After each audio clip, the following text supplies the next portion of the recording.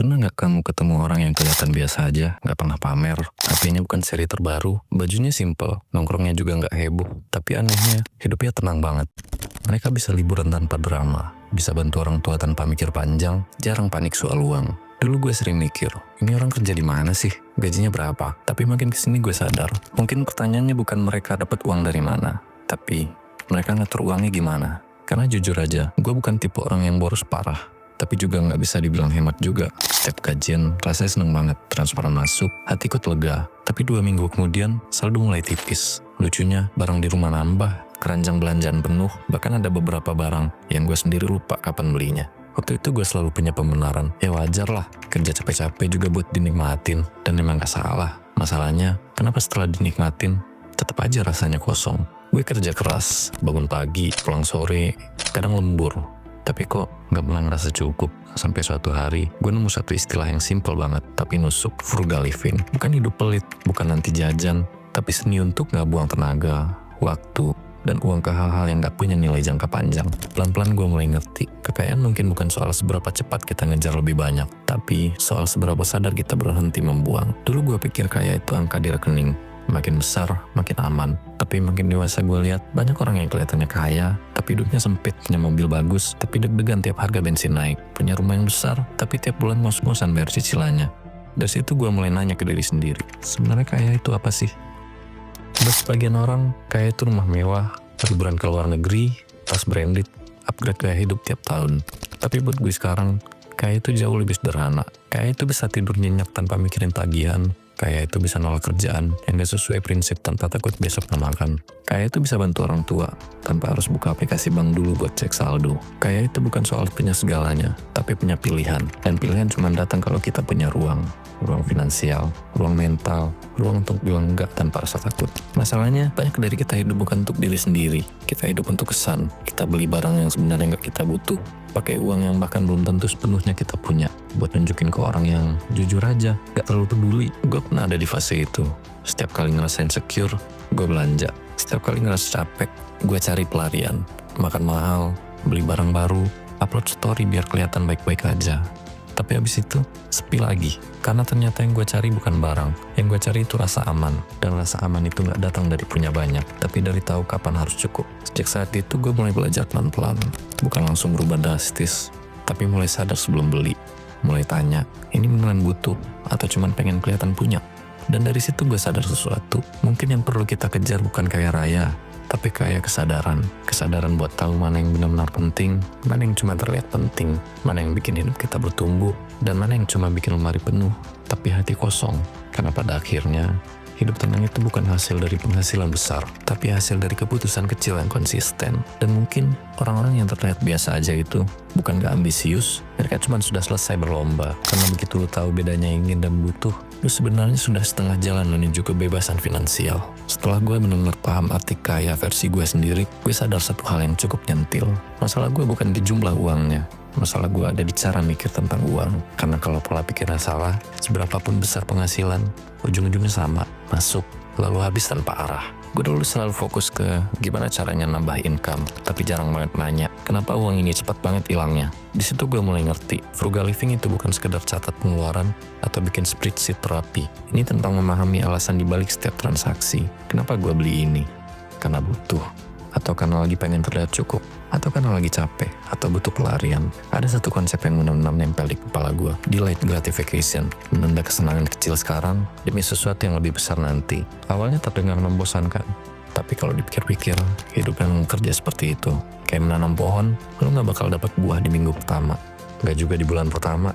Tapi kalau lo sabar, suatu hari lo panen, dan hasilnya jauh lebih bernilai daripada sekedar beli buah instan di toko. Masalahnya, gue orangnya gak sabaran. Setiap kali stres, gue belanja. Setiap kali ngerasa gagal, gue cari self reward. Gue bilang ke diri sendiri, gak apa-apa, gue pantas kok. Padahal jujur aja, itu bukan reward, itu pelarian. Karena setelah belanja, stresnya balik lagi. Cuman sekarang ditambah rasa bersalah. Akhirnya gue bikin aturan sederhana ke diri sendiri. Setiap kali gue pengen beli sesuatu, gue tanya dulu, gue beneran butuh? Atau cuman pengen ngerasa lebih baik? Kalau jawabannya yang kedua, gue tahan. Karena rasa pengennya hilang dalam sejam, kadang dalam sehari. Kadang gue malah nemu alternatif yang lebih bermakna. Nonton video edukatif, masak sendiri di rumah, atau ngerjain skill yang lagi gue pelajarin. Dan lucunya, kesenangan yang ditunda itu rasanya lebih dalam. Ada rasa menang, rasa bahwa gue pegang kendali, bukan impulsif. Lama-lama efeknya nggak cuma ke dompet, tapi ke pikiran. Gue jadi lebih tenang, lebih susah tergoda, gak gampang iri lihat pencapaian orang lain, karena gue tahu gue lagi bangun sesuatu, pelan, tapi pasti. Di situ gue sadar, frugal living bukan cuma soal uang. Ini soal menata ulang hubungan kita dengan keinginan. Dan ketika lu sudah bisa membedakan mana yang ingin dan mana yang butuh, lu bukan cuma lebih dekat ke kebebasan finansial, tapi juga kebebasan mental. Setelah paham soal pola pikir, gue mulai tanya ke diri sendiri, kalau frugal living itu seni mengatur hidup, terus mulainya dari mana? Karena teori itu gampang, tapi mengubah kebiasaan, itu perjuangan sebenarnya. Jadi gue mulai dari yang paling sederhana.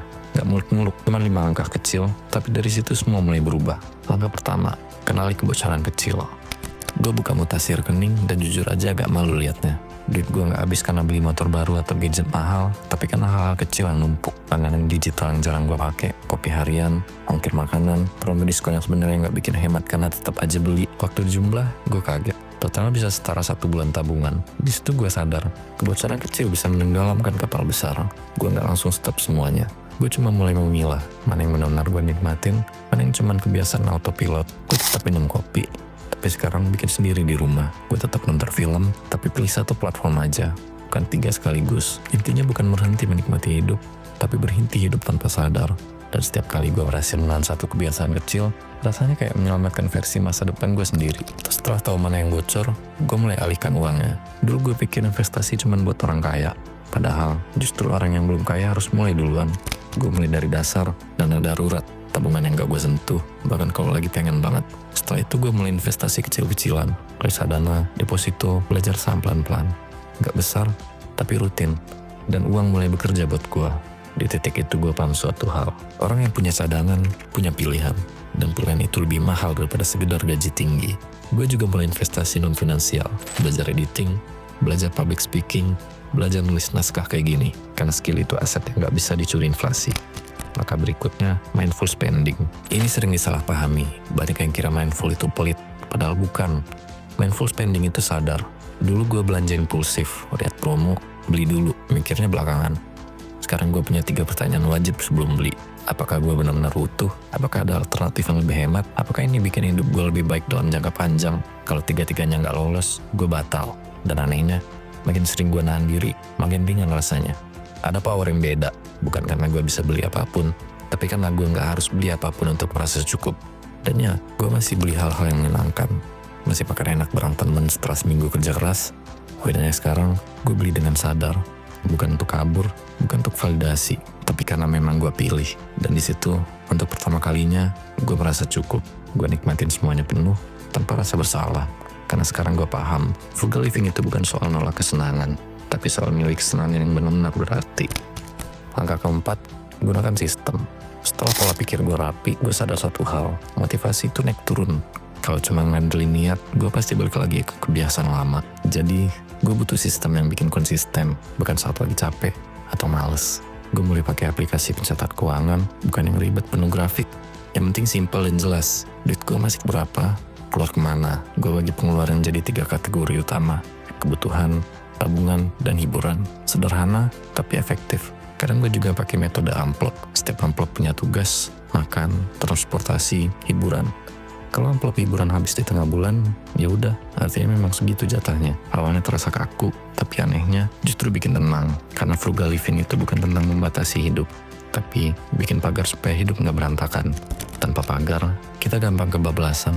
Dengan pagar, kita tahu batas, dan batas itu bukan musuh kebebasan, justru penjaganya. Sistem kecil itu bikin gue lebih jujur sama diri sendiri. Gue tahu kapan lagi konsisten, gue tahu kapan lagi mulai berlebihan, dan kalau lagi nyimpang, sistem itu yang ngingetin, bukan dengan rasa bersalah, tapi dengan data. Dan percaya deh, angka itu nggak pernah bohong. Langkah kelima, naik kelas pelan-pelan. Banyak orang mikir hidup hemat berarti nggak boleh upgrade hidup, nggak boleh nyaman, nggak boleh naik level. Padahal bukan itu maksudnya.